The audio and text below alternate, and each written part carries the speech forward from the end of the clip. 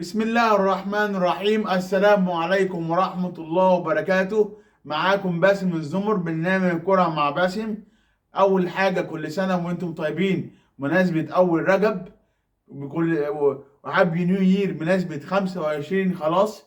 أنا أو على الأبواب 25. هابي نيو يير، وكل سنة وأنتم طيبين، ويجعلها يا رب سنة سعيدة عليكم إن شاء الله. وكل سنة وأنتم طيبين بمناسبة يوم 7 يناير عيد الميلاد المجيد. كل سنة وإخوة المسيحيين بخير وسعادة إن شاء الله بأمر الله. يلا بقى نتكلم بقى على ثلاث حاجات، على حاجتين النهارده حصل، او ثلاث حاجات. الموضوع الاول، مباراة الاهلي وانبي اللي انتهت منذ قليل تعادل سلبي 0-0، ومباراة الزمالك والاتحاد السكندري اللي انتهت امس 2-0 للزمالك. ثالث حاجة نتكلم عليها قضية احمد السيد زيزو. اول حاجة مباراة الاهلي وانبي اللي انتهت منذ قليل تعادل 0-0. الاهلي يضيع هجمة في الدقيقة السابعة، ثم في الدقيقة 15، ثم الانبي ضيع في الدقيقة 19. أول ربع ساعة انبي بيلعب بفريق بدفاع بحت 90 دقيقة، يفضل الأهلي يضيع في الدقيقة 42، ثم ينهاد الشوط الأول تعادل سلبي 0-0.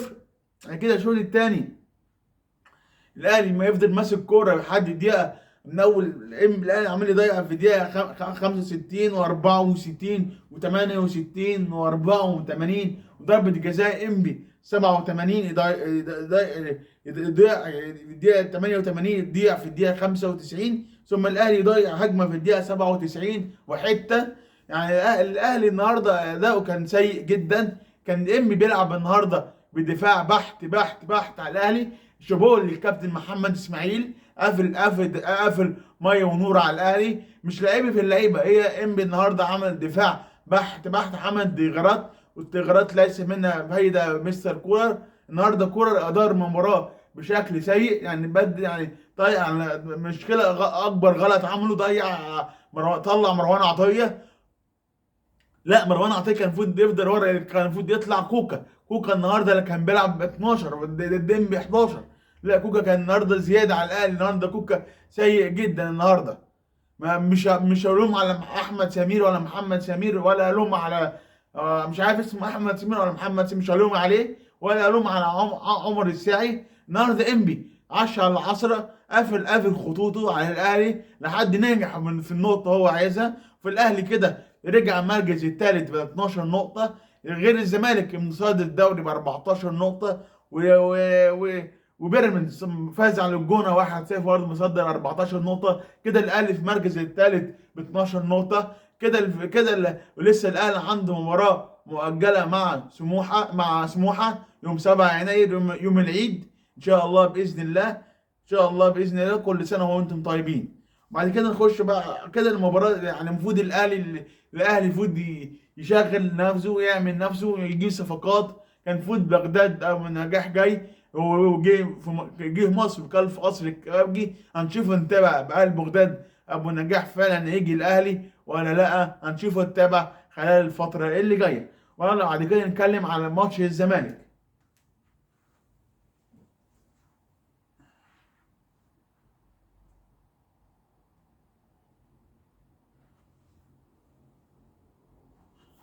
الزمالك والاتحاد ضيع 2-0 للزمالك. الزمالك ضيع في الدقيقة الستة والدقيقة التاسعة، وبعد مرور ربع ساعة الزمالك أفضل.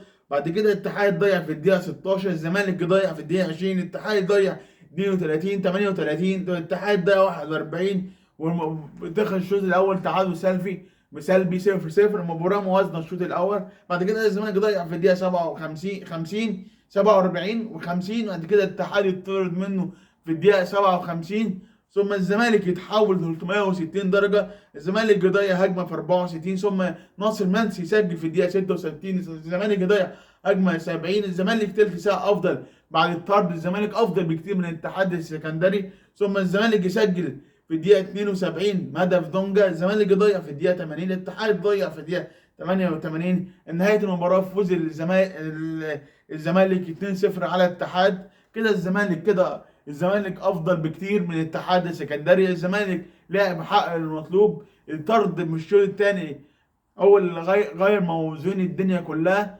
حالة طرد ملوش لازمة يا كابتن، المفروض بعد كده ما تمثلش، بعد كده العب لعبك عادي. هارد لك للاتحاد وهارد لك للاهلي النهارده. التعادل بالنسبه للاهلي معناه هزيمه. بعد كده نتكلم بقى على الحاجه الثالثه المهمه جدا بقى، هنشوف هنتابع نتكلم على مين النهارده، مين اللعيب النهارده اللي سايل الجدل الخلالي في الشارع الرياضي المصري.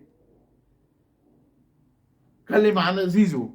زيزو خلاص المفروض يجدد الزمالك. زيزو عايز زيزو القيمه التسويقيه بتاعته 110 مليون جنيه. قال الزمالك الزمالك عايز يدي زيزو 50 مليون جنيه ويمضي ويجدد الزمالك. جمهور الزمالك غضبان زعلان، يقول كان امبارح كان بيقول جدد يا زيزو جدد يا زيزو. جمهور برضه الاهلي برضه عايز زيزو.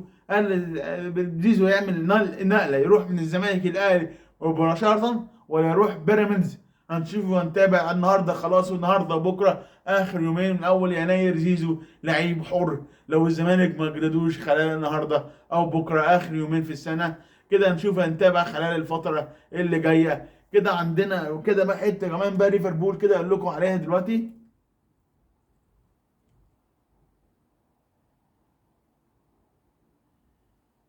كده ليفربول صادر الدوري بسم الله ما شاء الله.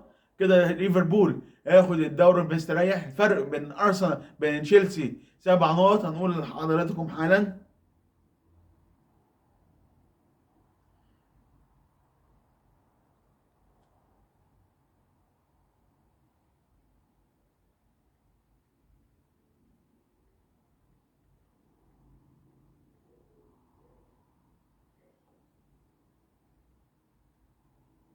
كده ليفربول 45 نقطة بينه وبين فورست 13 نقطة.